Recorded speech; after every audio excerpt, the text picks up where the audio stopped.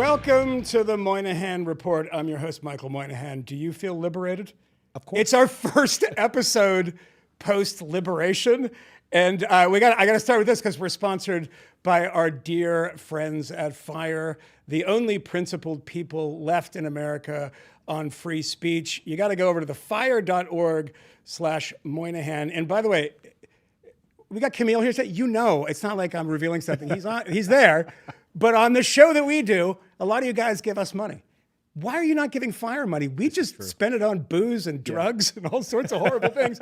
They are the ones that are saving people who are being attacked by the vicious monsters, but we have been liberated. So if you go to thefire.org/Moynihan, you can make a donation. At $2,500, by the way, I just found this out, you can get a ticket to the FIRE Gala.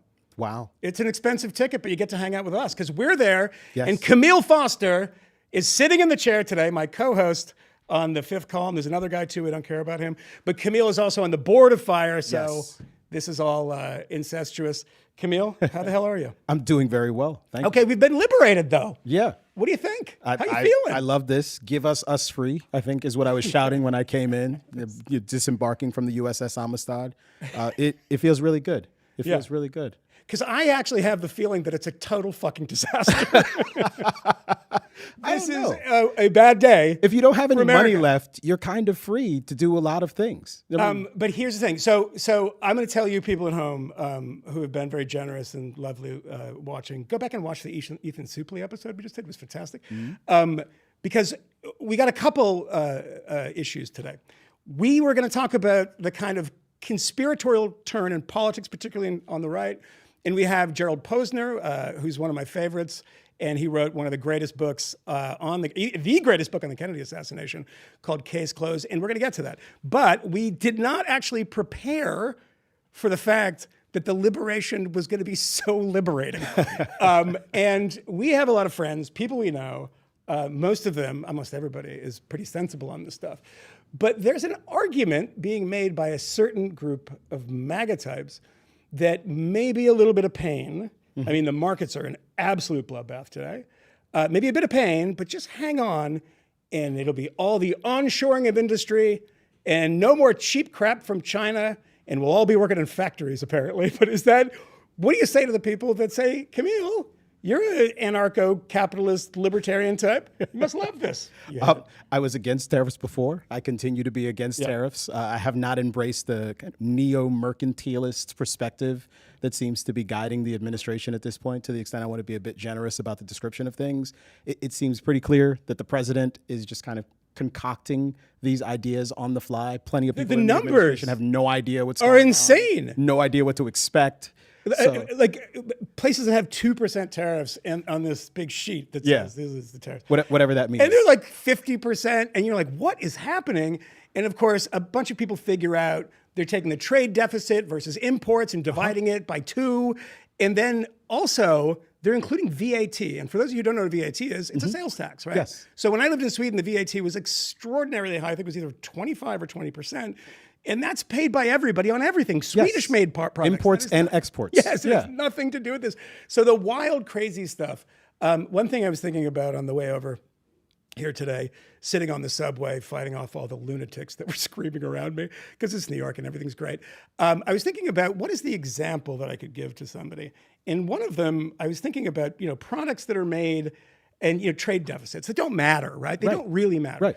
As people say, I have a trade deficit with the grocery store, right? I give them money, they give me nothing. Let's take something like a shirt. This shirt, maybe it's made in Honduras. Well, on the train, I looked up and said, how much cotton does American export to Honduras? An enormous amount. So hundreds and hundreds of millions of dollars, probably like $750 million in cotton exports. What do they do with it there? They put it into a shirt, a T-shirt made in Honduras. And then they send it to America, and that's a trade deficit. Yeah. None of that counts for the stuff that we sent to them and made money on. So just on the most basic level, these ideas are so cockamamie and so stupid. And I want to play a clip because there used to be a journalist, he was on HBO, real young, handsome guy. I don't know what happened to him, but he was fantastic. And in this documentary, this was made during the first Trump administration, there was a Trump quote that we're going to make iPhones in America. We're going to make them in America. We don't need the Chinese. We're going to make them here. And so here's a quick clip from that documentary. The rear-facing camera made by Sony in Japan. A dialogue semiconductor part designed in Germany. This is a baseband amplifier, and this is made by TDK in Taiwan. Getting crowded in Taiwan. The antennas that power the iPhone are a company out of Massachusetts called Skyworks, but they do manufacture parts in Mexico. The A10 processor. It's based on IP that Apple licensed from the UK-based company. Apple's design team is actually in Israel. It is manufactured in Taiwan, but there is RAM inside it that was made in Korea. We talk about goods. By the way, I looked a lot younger. My nose was still big, but my stomach has gotten a little bigger. Yeah, we talk about goods. Crosses his arms. We talk about goods. We don't talk about services, right? I mean, we're a service economy. And so none of this figures what goes in the iPhone. Smart people in Cupertino, California, smart people in the UK. The fact that this is erased from that conversation, and it's essentially about factories in onshoring. And by the way, we do more manufacturing in America than we've ever done. We just do it with fewer people because it's much more automated. Automation is responsible for a lot of job loss, and people think it's trade. Talk about that for just a second, because you're kind of in the Silicon Valley universe. You're an entrepreneur. I do know some people in that universe. Yeah. And some of them, by the way, are being really stupid about this. Yeah. No, I'm not going to name any names because you know some of them. I want to be a little more generous. And look, it's fair to have differences of perspective. There is a vision associated with these tariff policies. The aspiration is to try to remake America, to do the onshoring, to bring businesses back, to essentially bring back the Rust Belt. But this kind of politics of reclamation, the kind of looking backwards in order to go forward, is such a stupid project. Old Detroit is never coming back. Like, they should be focused on trying to reimagine what American industry could be, what Detroit could be in the future. They're spending all of their time like doing this nostalgia economics, and nostalgia is always popular. It always sells in certain respects, but I don't think that actually gets you growth. It's not how we fix the debt or the deficit problems, and it's certainly not how we get to a startlingly, brutally fast-growing economy. No, like this is the exact. And by the way, the opposite. economy has been. The American economy has been very good over the years. There's been problems with it. Unemployment has been good. I mean, we've had problems with it, and there's these exogenous events like COVID, et cetera. But if every other country had the idea that we did, that you have to have a trade surplus, imagine what America has a trade surplus. They're all going to have trade deficits. And what are they going to do? Start the same battle? I mean, this is not a one-way street. Yeah, it's essentially the condition that's being set out here. And clearly the Trump administration believes that America is the kind of singular nation with a singular economic economy and singular power with respect to our ability to kind of dictate trade terms. All of those things may be true. But that doesn't mean that we're impervious to injury. And what we've already seen with these announced tariffs is that it's driving people closer together. The EU is already really concerned about the Ukraine situation. And as a result, we're already feeling a sense of solidarity that's only grown. If they start cutting their own deals absent us, that's not great. And it's already happening in Asia as well. Japan and China and all of these other powers like working together. If natural you want enemies. to dislodge China and then you're almost a 50% tariff on Vietnam? Yeah. Good Lord. I mean, it's so brainless that it drives me completely insane. I mean, we're going to talk a lot more about this next week. We are recording an episode of The Fifth Column tonight. Yes. And we're going to have Scott Lincicome, Duke University adjunct professor, Cato Institute, the man who knows trade better than anyone. But I want to move on quickly. And actually, I should say this, the European Union. He attacked the European Union. They're ripping us off.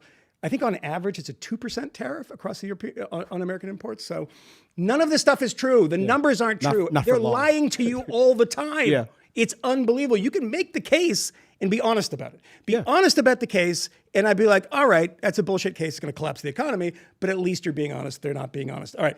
This is a problem on the right, I think, that the old right, the old kind of economics of the right, which is more free market oriented, have changed to something that looks a bit more Leninist.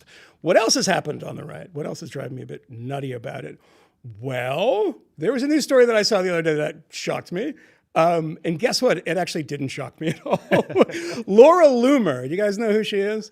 A bit of a goofball. Conspiracy theorist. I think, didn't she the one she chained herself to Twitter headquarters? She did do that. Yeah, because they didn't give her a blue check or something, or she couldn't get her DMs. But she was at the White House advising the president, having a conversation with the president about neocons in the National Security Council.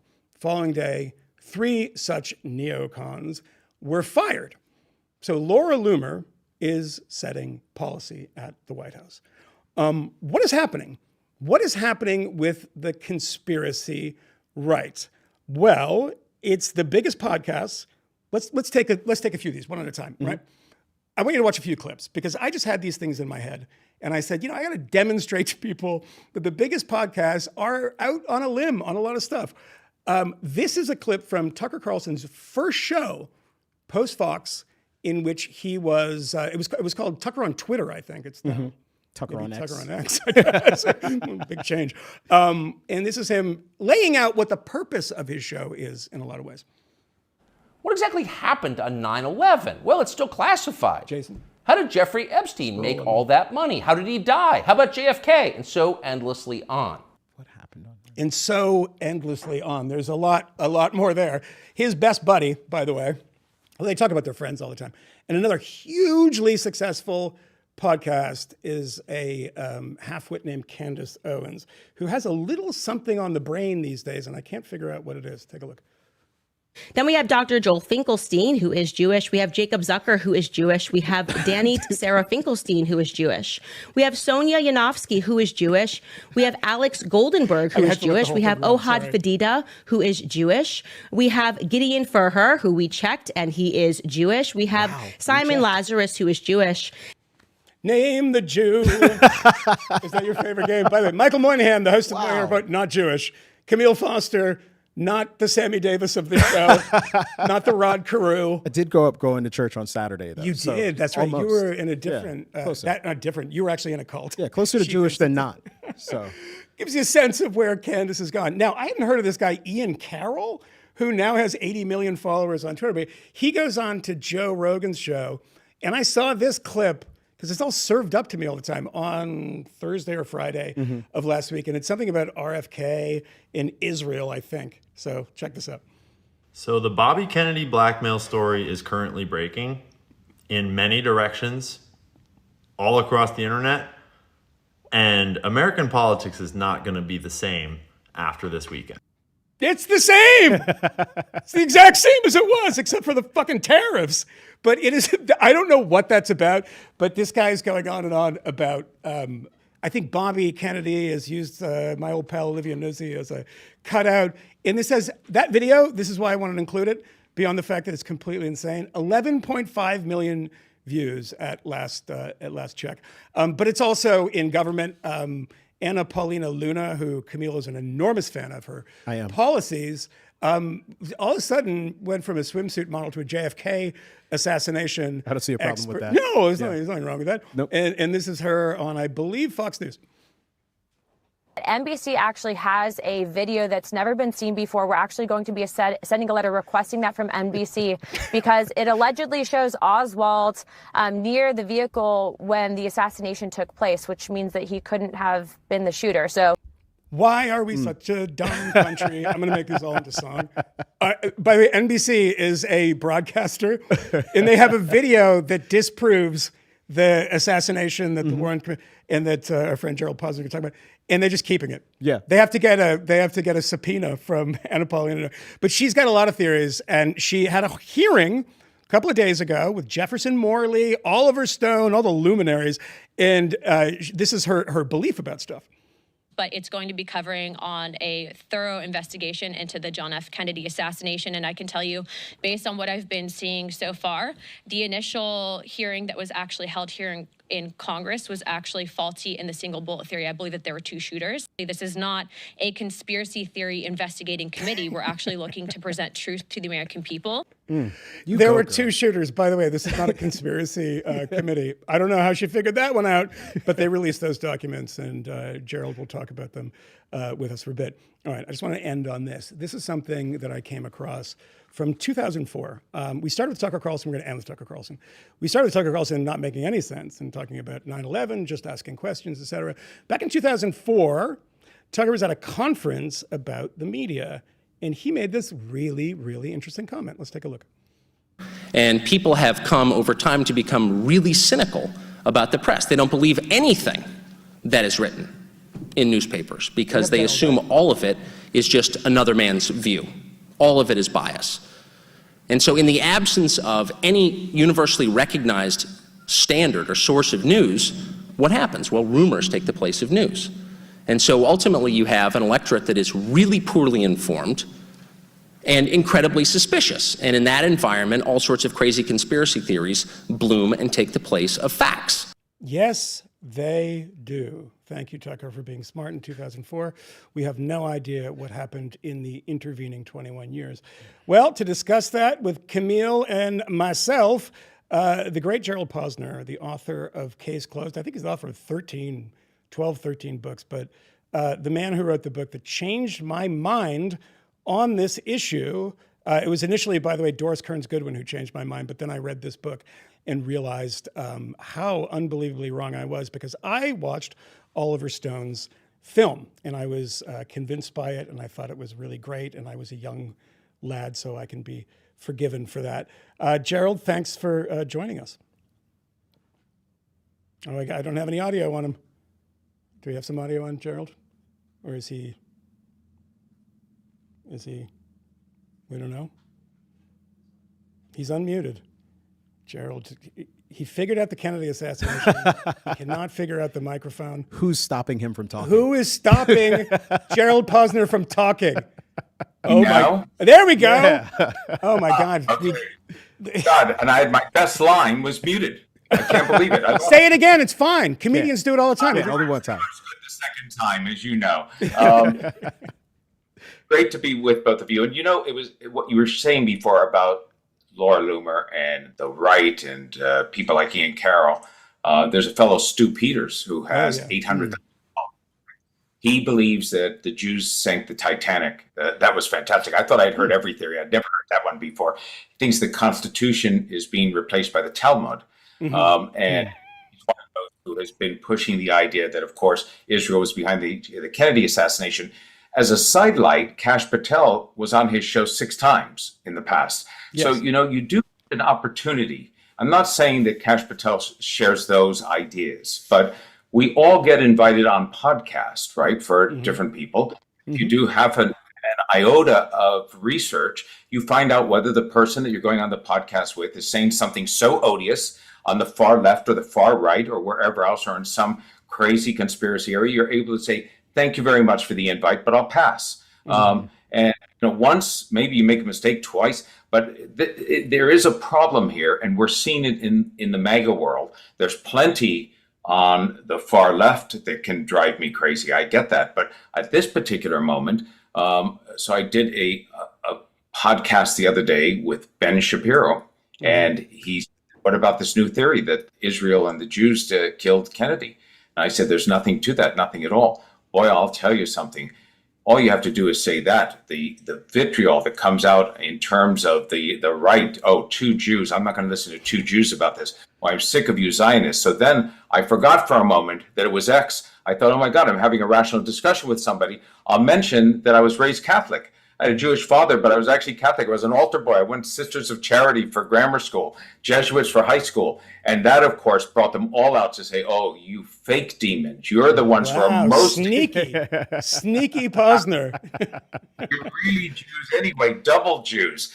And this part of, this MAGA expression, I worry sometimes, not the conspiracist in me, but that the effort by Representative Luna and others to say, Kennedy was killed as part of a vast conspiracy. Forget for a second the Jews did it, just a conspiracy. Yeah. The deep state behind it.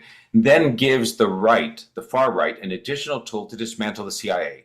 You know what? That's what the CIA does. Remember the letter 52 intelligence officials sent out on Trump, and they implied that it was Russian disinformation. Yep. Well, we know they tried to bring him down. So that they destroy presidents they don't like. As a matter of fact, we now have evidence they kill presidents they don't like. That's like right. In 60 with Kennedy. So we really have to realize they're not on our side. And that's where this eventually goes. I think it's used as fuel and ammunition by those who don't study or know history very well. in a very flippant way to say, Oliver Stone's a historian, not a filmmaker, and we should do something about the intelligence services. He's a terrible historian and not a great filmmaker, but I'll say this. And first of all, on podcasts, do your research. If anyone's heard of Gideon Levy, he's a left-wing columnist at the Israeli paper Haaretz, and he was just fired because he went on Jackson Hinkle's podcast. And if any of you out there know who Jackson Hinkle is, I'm very sorry. He's a mentally ill person who believes that he's a member of the Houthis now. He was literally in Sana'a with a rifle. Yeah. And he's been there for ages, by the way. Very kind of far lefty guy. And he had to walk away from that job because he went on the wrong podcast. It's a very good point, Gerald. And I played a clip there, and Luna says, hey, I might have just mentioned a conspiracy, but this isn't a conspiracy investigation. If it's not a conspiracy investigation, why are the three people up in a hearing in front of Congress, three conspiracy theorists? Why aren't you there? I mean, are they afraid of you? Like, you could just be there and offer the alternative view, right? I don't understand why they wouldn't want to get both sides. I keep thinking that this is more of a rational world. So I sent an old-fashioned thing to Luna's office, a book. I actually sent her a copy of Close. Well, first, maybe he uses a doorstop or whatever. I'm not sure. But I thought, here it is. Have somebody on your staff take a look at it. I also, by the way, for whatever it's worth, when I realized that they were having just three witnesses who all were going to argue that the deep state was somehow involved in this, even though there was no smoking gun in the new 80,000 pages that were out, I contacted or tried to contact some of the Democratic Congress people saying, maybe you'll be interested in some questions that you might want to ask them that you may not have the time to get in the weeds on the case, that are fundamental questions. Nobody got back. Nobody was interested. That's not really a surprise. I get it. They're afraid, I believe, that if they somehow grill Oliver Stone or Jeff Morty or anybody else, that they will look as though they're anti-transparency. They will seem as though they're against the release of files. And no one's against the release of files. We all want the files out there. They should have been out years ago. The idea that things are overclassified, you both know this very well. The government puts overclassification on everything, then they fight tooth and nail not to release it. Then when they finally release it, it's about some friggin' personnel count that they had in the Paris embassy or whatever, and you think, you held on to this for 62 years? You've got to be kidding. But, that's what it's like at the end. I want to follow up on one thing about Carlson. I've known Tucker over the years, had dinner with him, been to his house. We have diverged politically in a pretty extreme way. But, Gerald, you've been on his show, and I watched you on his show. I pulled up a clip of it. And I said, maybe we introduce him with this. And I was like, well, that gets a little complicated. Let's just play the crazy Tucker stuff.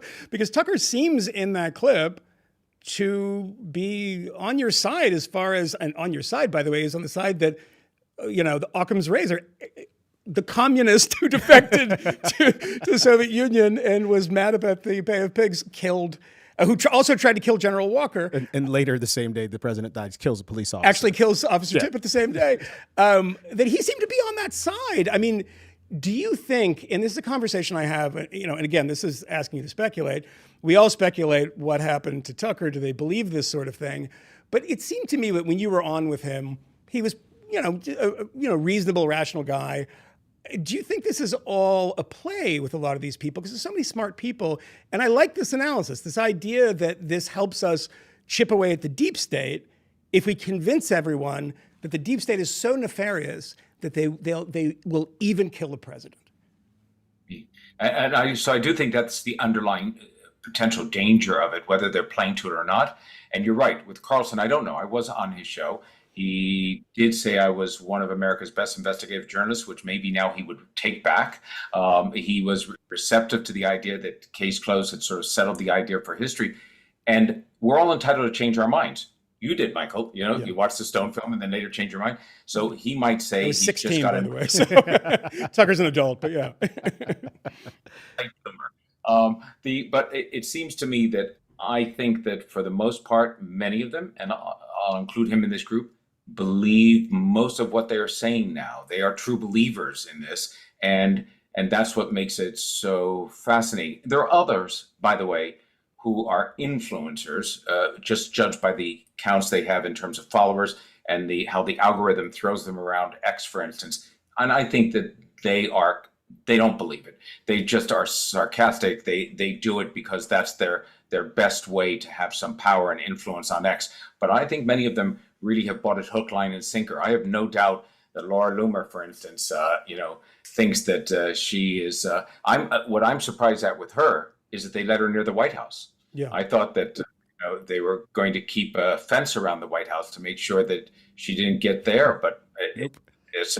Well, they already had. They already had a controversy with her. They talked about during the campaign. During the campaign and the 9/11. I think they were in Shanksville at the memorial there, and she was on the plane, and she's a 9/11 truther. Tucker Carlson, as the reason I play that clip, is that Tucker Carlson once left a event where he was emceeing the event because a 9/11 truther was going on after him, and I believe it was Jesse Ventura. I don't remember exactly, but he walked out, and they were looking for the MC, and he had gone because there was too many goofy conspiracy theorists. You see that clip of him in 2004 saying, "Hey, we need a sort of set of facts here." But I want to ask you one more thing. You grew up Catholic. You've written books about the Nazis. I know that The Case Closed does it mention Israel once? Maybe? I don't think so. And now, of course, I have to look in the book and find out it's mentioned 65 times. No. I don't. Yeah, I don't remember that. But look, it's the oldest hatred, and it always ends with the Jews. And now, of course, you have an economic incentive because you can make money on X, right? You get a lot of clicks, you get dollars in your pocket. The question is not that you can get dollars in your pocket. Why do you think that it's so popular and resurgent? I mean, is it October 7th combined with the kind of conspiracism that's around MAGA? I've been trying to get my arms around this idea that Jew hatred has come back with such vehemence. I think Kmele will know this as well from his Silicon Valley work and his partnerships, his work on free speech. Some of it is about globalism. So globalism is often used as the catch-all for Jews, Soros, everything else.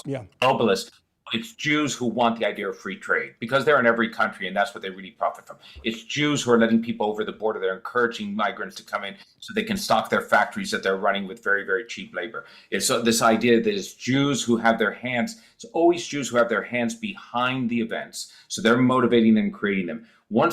And the JFK files is a perfect example. I can't tell you how many times, dozens of times in these files that I've looked through, these 80,000 pages.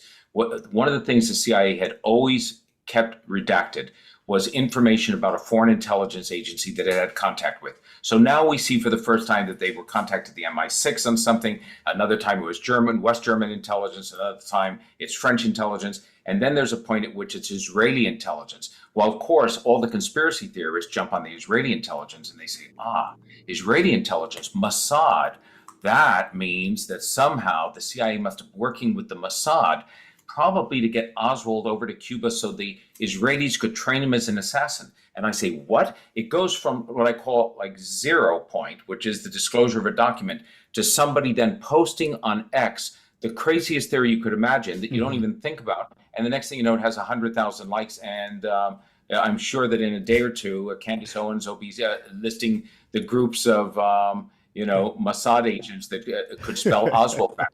Yeah. Or you get an Elon retweet with interesting. Yeah, that's the Elon retweet is always interesting. Can I offer up something that I'm a little concerned about here in this conversation? I don't know if that we're actually, part of the reason, Gerald, when you reach out to Congresswoman Luna's office and you don't get a response, we just have to find opportunities to say what she's doing well. And I'm just saying that I think red is her color. And I like when I see her out there giving those press conferences. Do I have questions about what she's saying? Sure. But I'm not really listening. Yeah. I'm just kind of watching her work. And I just want to say that I respect that. But a classic Mossad operation to have a bikini model doing all the documents. She's a double agent. Yeah. But there is like one other related thing, which is perhaps slightly more serious. And I wonder if you detect that there is a kind of conspiracism, not just on the right, but in American politics more broadly. I mean, we had this entire period with kind of the Mueller investigation and the Russian collusion stuff, and certainly a lot of Donald Trump's current day enmity towards the deep state is born out of the experience he had during his first term. And it just seems like it may or may not be equivalent. It may or may not be about the same things, but there does seem to be a real appetite for dark conspiracies in American politics right now. I agree with you, Kmele, and I must say, although I believe that in the Kennedy assassination, Oswald ends up, this 24-year-old kid, killing Kennedy for his own warped motivations, not as part of a plot. I also know I've lived long enough to see, consequential conspiracies that government's been involved with play out in my lifetime. The lies over Vietnam, that we were lied to repeatedly about what was happening and we were winning and how it was taking place. What happened in Watergate, the Iran-Contra, the lies that then took place that led us into the war in Iraq. So conspiracies happen even at the government level. Public officials sometimes do plot against the best interests of the general population, and then they come out. They eventually email leaks. Somebody talks. There's a guilty conscience. There's a threat of something. What did we get when we got the Pentagon Papers, got the Panama Papers, the Snowden leaks, all of this massive dump? Nothing at all about the Kennedy assassination or a plot, nothing at all about aliens at Area 51. The things that are so popular that you look for, there wasn't any of it, but people continue to push onto it. And I agree with you that Trump's sort of making the deep state his enemy and running against that in some ways was why I was personally so surprised when in his first term, he just didn't release the JFK files.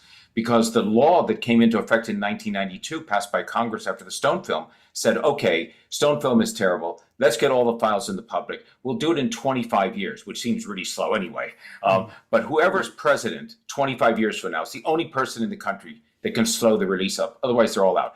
And I guarantee you, if you had asked every person in Congress in 1992 who's going to be president in 2017 on the top 1,000, and would never have had Donald Trump. So Trump is there.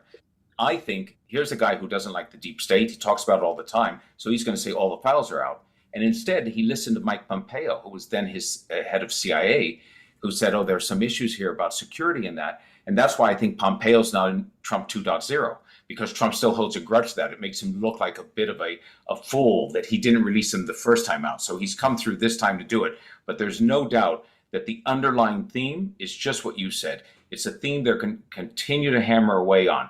If, look at Liberation Day and tariffs don't work, I guarantee you there will be a deep state reason as to why tariffs somehow were fed, and didn't work out. Yeah. No, I think that's right. I mean, the danger of this stuff, and we've talked about this a lot, Kmele, in the past and on the Fifth Column, is that, the Russiagate stuff sounded plausible when we started. And we said, that's pretty interesting. I mean, I wouldn't put it past the Putin regime for trying to influence an election. I mean, we know that the Soviets did that. We did that to the Soviets, et cetera. And when it came out, slowly, but it did come out. The truth did out eventually. The problem is, of course, the overcorrection is that this stuff happens. People lie. People try to destroy their political enemies. That's politics, right? Politics ain't beanbag. And then, there's some of those people are part of the quote unquote deep state. But the reaction to question then everything and just say, oh, well, we're just questioning everything. You have to now. We don't trust any experts. I tell you what, if somebody diagnoses you with cancer, you're going to start trusting experts again and not be rubbing crystals on your stomach. But where does it end? Where it ends is, unfortunately, a lot of this stuff coming up against Holocaust denial. I didn't think I'd see that in my adult years. David Irving, who is about to slide off this mortal coil, very old and, was going to die an ignominious death and is now being resuscitated by people who are on Tucker Carlson's show, which has, and Joe Rogan, combined how many million views. But Gerald, when you saw these documents, I mean, obviously, you want them to come out. I mean, you're not, unless you believe the people who are your enemies, that you're part of some shadowy conspiracy. When you got them and you went through them, and I was following you on Twitter that evening, and you said, I gotta sit down and go through them. What was it that interested you and said, wow, doesn't change maybe everything that I know, but actually realigns things a little bit? It was, Michael, the fact that as you read through the documents, it goes back to the deep state or the CIA or that. It makes you realize that there was a cover-up after the Kennedy assassination. Yeah. And people who pick up evidence of the cover-up think, oh, they must be covering up a murder. In fact, they're covering up their own bureaucratic behinds, their own mistakes, They're covert operations that don't go wrong, that are embarrassing, and they are also, remember, they lied and omitted to the Warren Commission kind of a key fact, that they were in league with the mafia to try to kill a head of state, not Kennedy, but Castro, who they failed to kill 7 times. They didn't even wound him. Now, the person arrested as accused for killing the president is a pro-Castro activist who 6 weeks earlier had tried to get to Havana to join the real revolution. And you at the CIA are trying to kill Castro. You think that might be relevant to the Warren Commission? Of course it would be. But the fact that they didn't want to disclose that comes out 10 years later makes the entire operation look terrible. So again and again, these documents reinforce the idea that the CIA served itself. Not surprising, as the FBI also ran away from Oswald to make sure it didn't look as though it had too much information on them. And they were more worried about their own reputations than they were about serving the truth and giving the American people the real story. I want to add something to this for people to think about, and something I discovered after reading your book is that, governments who aren't even directly involved in the investigation, the so-called cover-up, et cetera, are themselves creating cover-ups, right? In Moscow, what is the first thing that they do? One of the first things they do, they say, geez, this guy defected to Moscow. He's killed the president. We really don't want to seem like we have our fingerprints on it. And very quickly, they underwrite one of the first conspiracy books published by, and Christopher Andrews and Vasily Mitrokhin in their archive of KGB documents disclose that this publishing house was funded by the KGB, one of the first books. But I mean, almost a year, maybe less than a year later, this comes out as a way of distracting. They didn't kill him, but they are also themselves trying to distract the investigation. What was his name? Yokin or something? Yes, and also there was a book by Buchanan, who was an American communist living in Europe. These were the first books out. And actually, we now know from the KGB files that came out from Belarus in the early 90s, the Russians, the initial reaction inside like the Kremlin was, oh, okay, wait, this guy was over here as a defector. Did any of our guys have anything to do with him? Wait, he was at the mission in Mexico City just 6 weeks ago. Did anyone say anything to him like kill Kennedy? Once they were clear that there was no KGB alliance to it, they said, whoa, okay, now let's get around to making sure that the CIA is blamed for this. So they started to encourage all this information. Just the same way, by the way, we now know from files released in the Middle East that it was the Syrian regime, the Ba'athist Party, that started the rumors in about 65 or 66 that the Mossad may have played a role. They were the first ones to say, you know what, there must have been some role here by the Mossad because they got these nukes eventually. There was probably some deal where the CIA and the Americans said, we'll let you build some nukes if you go ahead and kill Kennedy type of thing. And so the Syrians were the first ones to put that information out. And it's sort of, it's the same thing. It's what intelligence agencies do in every country. Not only protect their own interests, but then try to denigrate their opponents. When you mention the kind of bureaucratic incompetence and malfeasance, perhaps related to the JFK investigation, I'm curious what your thoughts are about the RFK and the MLK disclosures that are forthcoming. Do you expect that we'll see more of the same there? Certainly with like MLK, I am aware of some of the things that may exist there, recordings, and certainly kind of written declarations about his conduct and behavior that might kind of shock people and be scandalous, but also it's kind of scandalous that he was being surveilled during those contexts when he wasn't necessarily involved in anything criminal. Correct. Camille, absolutely. I'm going to go like in reverse order. The easier one is RFK, because the RFK files aren't all in one place. They're scattered around. Some are out in Los Angeles. It was a state crime and everything else. So they'll be hard to get together. But in terms of the MLK, I did a book on Martin Luther King called Killing the Dream in 1998 on the 30th anniversary. I do think it's Ray and a small contingent of racists who had put up a bounty for him. And when you say the King files, it's so interesting because those include the files that were done by the FBI illegally. It was illegal surveillance. They had gone out not to protect King. Down the street from where King was assassinated was a firehouse in Memphis where there were over 20 people that, including military intelligence, FBI, all types of surveillance, not to protect King, but to have surveillance on him. And the FBI surveillance was illegal wiretaps. They were on top of him. J. Edgar Hoover didn't want to kill him, but he wanted to disgrace him publicly. He wanted the greatest preacher in American history to be revealed as this person who had this unbridled sexual appetite, and he was going to destroy him. He sent a note, had a note sent to Mrs. King, to Coretta Scott King, saying maybe your husband should commit suicide. right, as a result of this. It's a horrible campaign. And when the 1978 House Select Committee on Assassinations investigation was over, they recommended, the Black Caucus in particular, that the files that were about King's personal life not be revealed. And the same thing, the family has said that. I think it would be disgraceful if those were revealed. They have absolutely nothing to do with who killed him, with the assassination. And if I understand that everybody's for full disclosure on everything, except the same way that I am critical of the JFK files that just came out, including social security numbers of living people, which they did. They didn't redact those. Come on, identity thieves had a field day. They should not be releasing the material that J. Edgar Hoover and his FBI team had illegally obtained on King. That's just about personal material and has nothing to do with what he was killed. The Trump administration can't make that decision. There's a real problem then.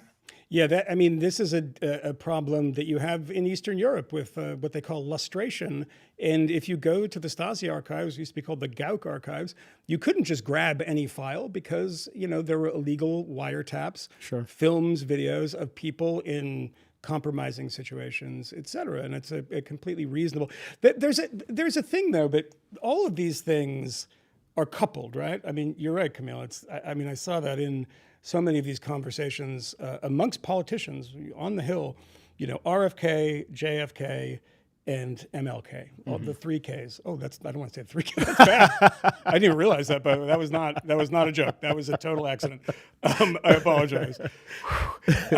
But those are all together, and there's a presumption that there's a conspiracy in every one of them. It's also worth pointing out, by the way, that the reason for the Israel connection, which is, I can't believe that this is the dominant conspiracy theory on X, is that Bobby Kennedy's Justice Department was going to make AIPAC register as a foreign agent. And they were so angry about this that they decided to murder the president. So they didn't have to, what they did was they just broke in different component parts and didn't register as a foreign agent. So I don't know, this makes no sense to me. But when you see that stuff, Gerald, all of these are always presumed to be part of a greater deep state or government conspiracy and cover up. I guess the easiest pivot on that is the question that you've probably been asked a million times, but I still don't know the answer to. I have my own theories. Why do people love conspiracy theories so much? Well, okay, but I also think that it complicates it when family members support it. So in the King case, Dexter King, the King's son, went in, shook the hand of James Earl Ray and said, "We believe you," meaning you're innocent. So it's one thing to think Ray's part of a plot, but it's another thing to absolve him of doing the shooting. And I always thought King family's well-intentioned. They understand that the government was after his father, was trying to destroy him. So it's understandable why he believes that some FBI agents may have wanted to kill him, but still the evidence isn't there. And on RFK, he's really the first victim in modern American history of what I call Palestinian nationalist terrorism. Sirhan Sirhan was furious at him for wanting to rearm Israel and send jets over, and yet still you have RFK Jr., who believes that not only was his father killed as a result of a CIA conspiracy, but that his uncle was as well, and they aren't going to change their mind as a result of the JFK files that were just released. There is an allure to these. They're seductive conspiracy theories. There's a proportionality bias that people have talked about before, studied them. We can't quite get the idea that this young charismatic president, for instance, with so much potential for the future, after the great Eisenhower years, the Kennedys come in Technicolor. It's the best and the brightest. It's Camelot. And then he's cut down at his prime. And who cuts him down? This 24-year-old loser in life, Lee Harvey Oswald. It doesn't seem right. It's too chaotic. And if you don't believe in the chaos theory, you want to invest something heavier on the Oswald side of the scale. A conspiracy does that very, very nicely. And the last little point on this is on JFK in particular, the fact that he is killed, Oswald, 2 days after he's arrested by a guy who looks like he's out of central casting from the mafia with Jack Ruby, guarantees that he never had his day in court. The evidence was never presented. So if James Earl Ray had been arrested in the King assassination, 2 days later killed by someone who had ties to the KKK, we'd be much more inclined to wonder what had happened. I get all the reasons why conspiracy is seductive, and then Stone does his film, which helps as well. Yeah, I made the argument on our show, the one that Kmele and I do, a couple weeks ago, that without Jack Ruby, it becomes a different thing, an entirely different thing. And that's the one that so many people can't explain. By the way, I would recommend to all of you go out and buy Case Closed and get it on Kindle or whatever, because this is addressed very satisfactorily for my money. Before we go, we're going to take a few people in the audience here. But I think it's a funny thing that what people had said, the RFK, the Israel thing, it was the Israelis and blah, blah, blah. And it's the opposite in both cases, right? I mean, remember after JFK is assassinated, the idea that it was a climate of right-wing hate in Dallas, right? An ad taken out in the Dallas Morning News, et cetera. And it turns out it was a left-wing lunatic, not a right-wing one. And it turns out that RFK was not killed by the Israelis, but by a Palestinian nationalist who I believe is Christian too, not even a Palestinian Muslim.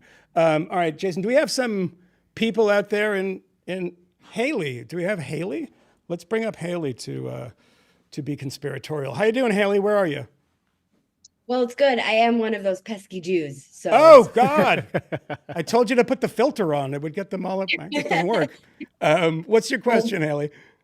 So I just you mentioned before. Obviously, it does have to do with the anti-Semitism conspiracy theories that everyone seems to be enjoying these days. My question is what do you think about the any of you, of course, people using now?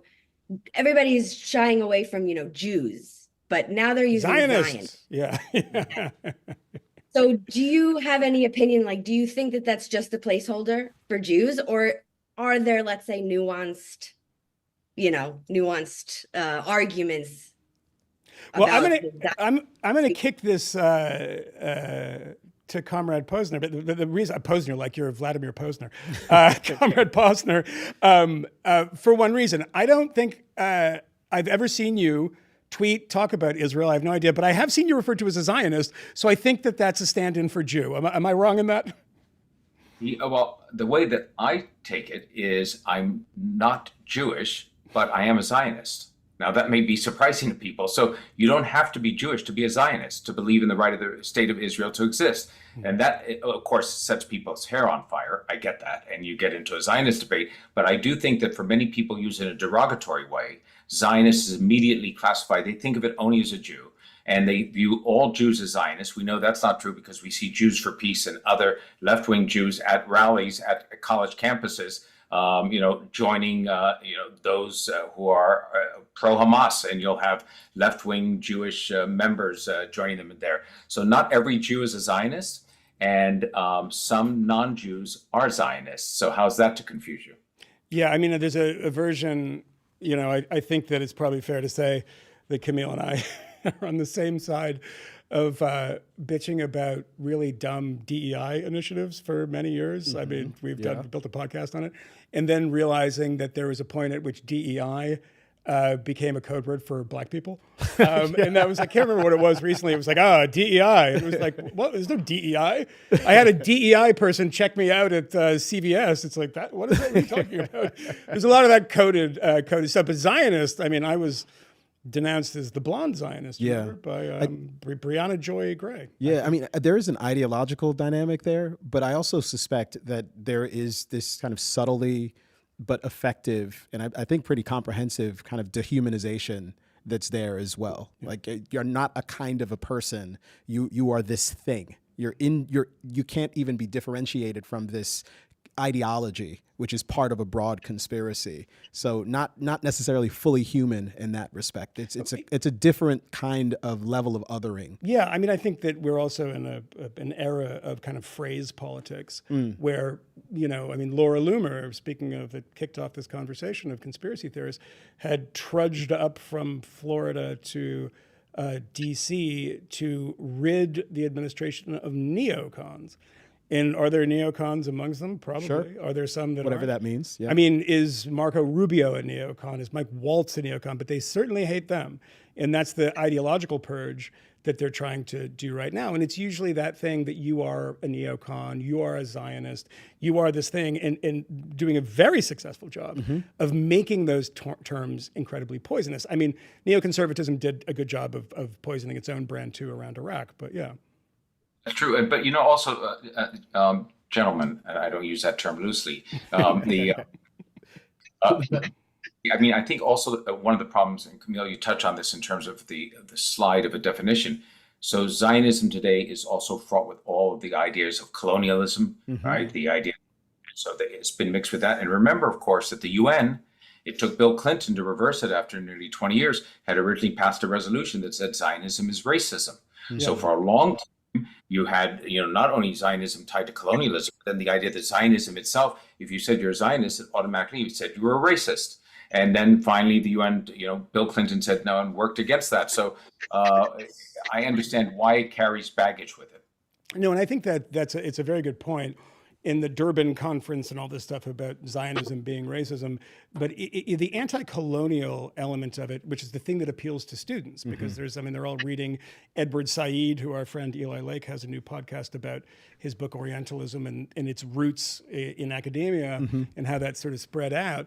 But the language of anti-colonialism, which is what you see on the campus of Columbia, if you are misfortunate enough to walk through it during a protest, is all this kind of brain-dead conversation about colonialism. And the counter arguments, there's a very good book about this that I trying to remember the guy's name who wrote it, and I'm gonna oh my goodness, and I'm gonna forget.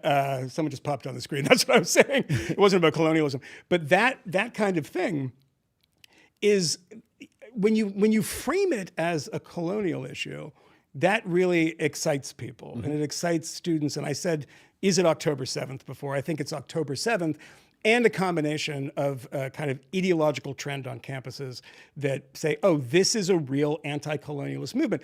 Otherwise, you're in a Franz Fanon, historical fantasy. It's not real. You're not really you're talking about what happened in the past. To do that in the future, do that in the present, and be a warrior against that, it's a different thing. All right, Jason, we got somebody else? That's our producer, Jason, ladies and gentlemen. Roger. We got Roger? Yes. Hi, how are you today? By the way, Roger. I have to tell you, with Gerald Posner and Laura Delano, you've hit 2 home runs with your podcast, so congratulations. Thank you. I'm curious to know whether you know how Laura Delano is related to FDR. She is, in fact, related to the FDR. I know that. I mean, the closeness... I don't, unfortunately, but I'll text her after this. We'll see. I'll put it up on the, yeah, go ahead. By the way, I also had my mind changed about the JFK assassination after reading Case Closed. Gerald Posner is a real jewel. He is a great writer and a great thinker. And my question to Mr. Posner is, I once interviewed Simon Wiesenthal, who believed the person in Brazil was not Joseph Mengele. Do you understand why he thought that, and what are your thoughts about that? Thank you, Roger. Appreciate it. Thanks, Roger. Roger, I had a lot of respect for Simon Wiesenthal in his years of trying to keep track of Nazi war fugitives, but he got that one wrong. He was convinced that Mengele was in Paraguay, not in Brazil. Mengele, in fact, got away. I ended up doing a biography on him with a British author back in 1986. We got access to his diaries. He got away by going into a low life and where no one was looking for him, instead of living the high life like Boys from Brazil or one of those movies. And all the Nazi hunters, including Wiesenthal, had lost track of him. They were looking in the wrong place. We had over 15 different forensics pathologists from Israel, Germany, the United States come down. They examined the bones that were found in Brazil. They confirmed that it was Mengele based on his SS medical records. He has some unusual things like osteomyelitis, his bone disease, and other items. So it's Mengele. He got away. It's one of the most frustrating tales. Could have easily been broken by the German police if they had made a little bit of effort on it, but it wasn't. And Wiesenthal did great work, but he wasn't right on that. Gerald, looking in the cesspool of Twitter, I keep coming across, the things that come up most frequently are MK Ultra and now Operation Paperclip, speaking of Nazis being spirited out of Germany, which seems to be everywhere. Nobody knows what they don't know anything about economics, by the way, and everyone's talking about trade, and everyone's talking about Operation Paperclip and the connivance of the CIA with with escaping Nazi war criminals. Let me ask you one more question before we let you go. What is the most persistent and irritating so-called fact that makes people think that there was a conspiracy to kill the president? And I assume in my world it's the magic bullet. I mean, what do you think is the thing that is the most persistent and annoying? By the way, I wonder on Operation Paperclip, what was the immigration status of those Nazis brought into the country? Were they given just stay undocumented for a while? We'll have to check that one time. Temporary protective status. Yeah. Right. I'd love to know what that was. I never looked at that. It's clearly around the bullet. It's one of two things. The ones I hear all the time, that crazy magic bullet could not have done it. It's impossible to do. And that's reproduced all day long since ballistic experts figured out in the early 90s. And the other is, no, the world's greatest assassins, the greatest shooters and marksmen have tried to repeat what Oswald did and are unable to do it. They can't do it in that time span and hit a moving target, much less with his accuracy. And it's just not true. The shooting sequence not nearly as difficult as people are led to believe. And so I always feel like I'm the guy who's like, I don't know, it's spring break down here in Miami Beach where I live. I'm the guy next door saying, turn the music down. I'm taking the fun out of the party, because the fun in the party is to say the shots are impossible. You know, a magic bullet has to have been planted somewhere or things like that. I understand the seduction of all of that, but they're easily answerable, but they're repeated all the times as falsehoods. And he was a pretty good marksman too, right? He was good enough that day to carry it out. You know, this is what I always say to people. People hate the idea of luck being involved in an assassination, but we know now an inch over would have been dead, right? It's the difference between that being successful or not. And with Oswald, he misses one shot completely. So the second shot is not fatal. Wounded Kennedy would have survived. And the third shot, which is the fatal one, he has the longest time, 5 seconds to aim again. The motorcade slows down because the driver has made a mistake. He's looking behind him back toward Kennedy because he's heard the commotion. So the car's moving at 4 to 5 miles an hour. Kennedy's in a back brace. We forget about that often, so he doesn't fall over. His head's rolled a little to the left. Oswald gets the straight-on shot through his scope. It looks like it's 25 yards away, and he almost misses. It hits in the high right rear portion of the head. An inch and a quarter higher, it's a failed assassination. But he catches him, blows his head out, and it becomes, that's it for history. So people say, oh, he was a marksman, he was a sharpshooter. He was in the Marines, but that doesn't mean he could pull it off that day, because you have to imagine, no matter how many times you've thought about killing the president, when that motorcade comes around the corner, you're in the sniper's nest on the 6th floor of a building, and Jackie's there in her pink Chanel suit, and the governor of Texas in his Stetson hat. Your adrenaline has to be pumping up through, at its highest levels. So you, just like crooks in the recent assassination attempt on Trump, when people are yelling for nearly a minute, there he is, I see somebody, right. I see.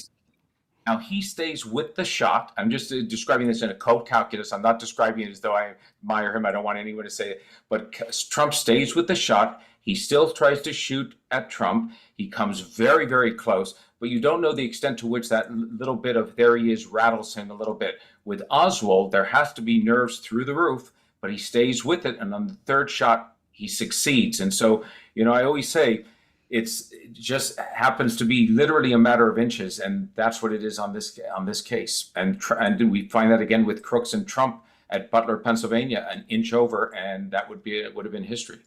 Yeah, well, the Nazis were the bad guys in World War II, not Winston Churchill. Oswald killed Kennedy. Anything else we want to talk about? Controversial and ideas. Clear up for all you morons out there who have bad ideas? Anything else? Tariffs, they're going to collapse the economy. They suck. I was watching the other night a small documentary with my wife Tricia about the end of World War II. I know we watch such great stuff on Britain. I have to remind myself it was only 2 months after the end of World War II, when Churchill had led the country through this great war, that he gets trounced in the elections, right? Yes. And Labour comes based upon bread and butter issues that seem so much more important to the country: the National Health Service. We're going to give you a social network. We're going to give you things that were really important. The war was over, and how quickly we forget. That's right. Well, the writer J.G. Ballard, who was interned in Shanghai, I think during the war, returned to England in 1946, came off the boat and thought that England had lost the war. An absolute disaster of a country that he walked into. And there goes Churchill. Gerald Posner, thank you so much. Everybody go buy Case Closed. A transformative book for me, and it should be for you too, because he's right. So when he's right, I assume, I haven't read the MLK book, but I'm gonna read that next, and I'm assuming he's right about that. So we will be tapping you again if any other files dribble out and tell us almost nothing, but make all the crazy people even crazier. Thank you, Comrade Posner. We'll see you soon. And thanks to all you. I mean, thanks to Kmele Foster. You know, we could just hang out and talk for a bit. We got a thing to do tonight. We do, yeah. Podcast. A couple hours though. We gotta have some drinks before it. Yeah. Right. Well, not too many. Fifth Column is a pretty good podcast, isn't it? It's pretty good. Yeah. I want to end this in the most unprofessional way possible, where I'm just promoting something else. Well, I think it's good. It's a good idea to do that. Actually. Yeah. At the beginning, when you made your fire pitch, you kind of made it seem like it's an either-or situation. No. We should be clear. The aspiration is to give to both things. Correct. Us first, and then Correct. fire. And by the way, I got to pitch fire again. I do it at the end too, because I good. love them that much. I do too. And you do so much that you're on the board. thefire.org/Moynihan. And you remember when I told you last time to go get the, what do you call it? The newsletter? I love the newsletter. I get the newsletter. I read the newsletter. But give them money. What is wrong with you people? Cheap bastards. They need money to the cases that this costs money. These lawyers cost money. All costs money. You know, when you pay us, and as I said, just booze. All right.